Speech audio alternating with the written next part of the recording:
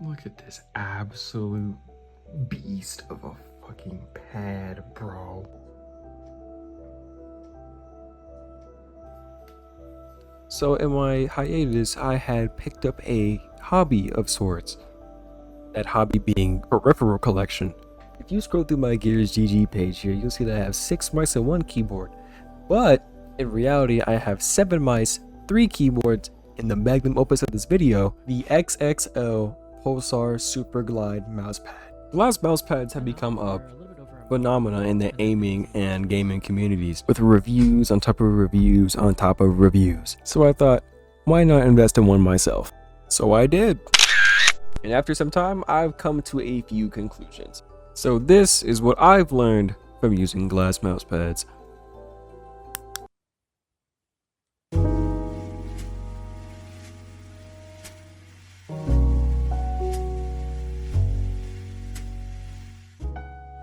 As a lot of you know, glass is a frictionless surface, and that characteristic of the mousepad allows you to do things with your mouse, such as this. Since we're no longer working with the friction of a cloth pad, making it easier for you to stop and land on targets, you're going to have to relearn friction control and tension control. And for a visual representation, let's quickly move down to hand cam. So the main component of friction control is how much downward force you put on your mouse while aiming, and knowing when to apply downward force or take away downward force. Let's show what it looks like when you apply too much friction. Applying too much downward force will make it harder to recorrect on the targets whenever they would change direction. Tension control is knowing whether to strengthen your grip or loosen your grip on your mouse depending on how fast the target is moving, where it's going, and how fast it's moving in said direction. Let's see what aiming with a glass pad would look like with a lack of tension control.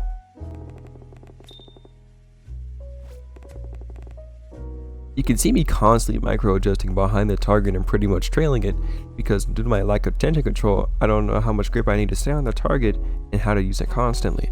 Now let's give a showcase of what it would like to have proper friction and tension control while aiming.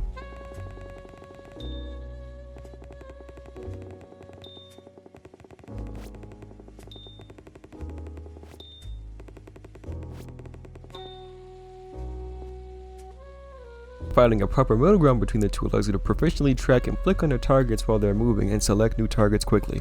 Here are some examples of me doing this in game.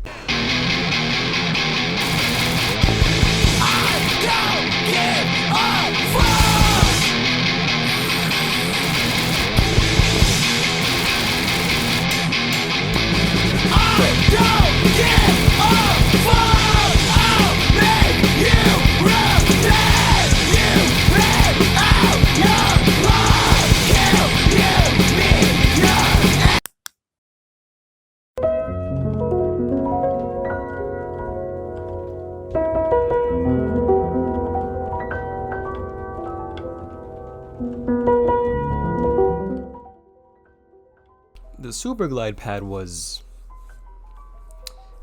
expensive, about $165 expensive. However, you are someone who's willing to invest their time and the money in improving their aim skill and is willing to try something new for the sake of raising that skill ceiling for yourself, this is absolutely something that's for you. Me, as someone who has always been aiming on cloth pads, the friction of the cloth pad has been something that's been holding back me as an aimer from actually unlocking my full potential when it comes to tracking. Unlocking this one piece of my aim journey by buying a glass mouse pad has opened up who knows how many doors when it comes to me improving my skill as a general aimer. And with who I am as a player and a person, I enjoy new challenges. So personally, I thought this would be a very good thing for me to pick up. And if you're looking to invest the same way I am, the market for glass pads is starting to grow at a pretty good rate. We got the Kazumi from Glassworks, the Razer Atlas, we have the SkyPad 4.0. For some reason, even Asus is stepping into making glass mouse pads. I'm sure if you're in the market for one of these glass pads, you'll be able to find something that's for you.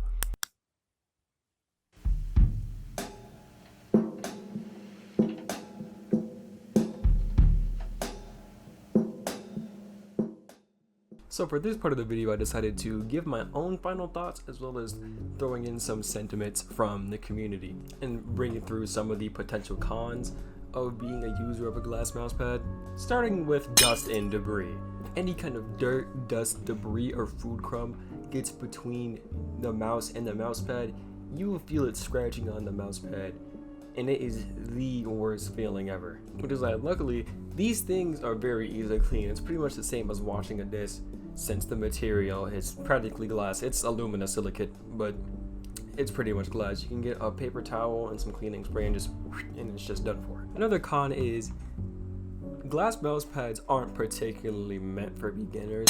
This is more of the enthusiast to semi mid to high level aimer and just general FPS player type of product. So I do not recommend this to those who are entirely new to keyboard and mouse gaming, or someone who's a low level ranked individual in any game still playing on a cloth pad. I think there is a skill floor to this product, generally speaking, not to just this product but glass mouse pads in general, to where you can only really feel the benefits of it if you're already good at what you're doing when you first purchase the mousepad. The third con would be that these things are not the best in terms of how they're gonna treat your pockets. Superglide pad, the SkyPad, the Kazumi Glassworks pad, all of these are above $100.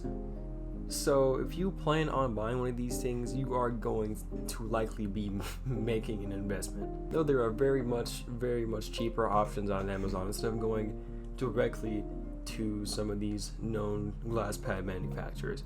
Even with all these pros and cons, I still believe that a glass mouse pad was still a very worthy investment for me as an aimer. And that is what I've learned from using glass mouse pads.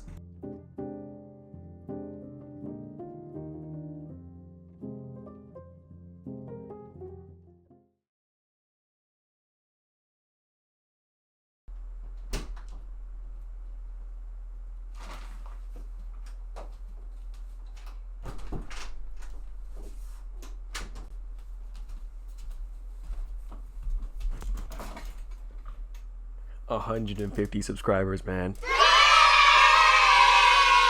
That is so crazy. I disappeared for like a month. I was busy doing stuff and I came back to 150. That is it. Thank y'all. Thank you. I appreciate it a lot. I've been getting a lot of comments, a lot of good traction from a lot of people. I've been hanging out, talking to people in the community. It's great. It's great.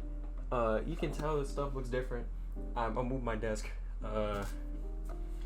Stuff happening. But yeah, thank y'all for the overwhelming support on the stuff I've been making on the seanAIMS channel. I greatly appreciate it. And if you think it's right, leave a like, hit the subscribe button, leave a comment, tell you how you feel about glass mouse pads. Tell me what you ate today. Do whatever you want. Thank you for watching, man. Have a good one. Later.